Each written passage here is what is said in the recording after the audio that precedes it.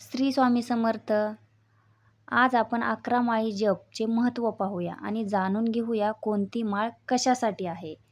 नामस्मरण ही सर्वात मोठी सेवा आहे. नामस्मरण का करायचं, याचा फायदा काय आहे आणि कशामुळे करायचं. नाम हे आकाशापेक्षाही मोठे आहे. नामस्मरण केल्याने आपण मागच्या जन्मीचे जे पापे आपल्याकडून नकळत घडलेले असतात त्यातून मुक्तता होते. अशक्य ती गोष्ट साध्य होते. कर्मबंधनातून सुटका होण्यास मदत होते. संत तुकाराम ज्ञानेश्वर महाराज सांगतात, नामच कीर्तन साधन पै, सोपे जळतील पापे जन्मांतरीचे. गगनाहुनी वाढ नाम आहे, गगनापेक्षा मोठे नाम आहे. श्री स्वामी समर्थ मंत्र जपावा अहोरात्र, तेने सर्वार्थ पाहिजे. तर आता आपण कोणती माळ कशासाठी ते पाहूया.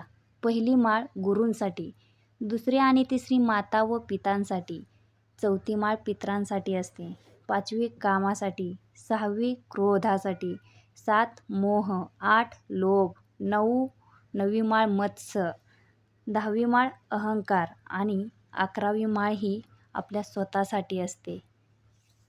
श्री स्वामी समर्थ.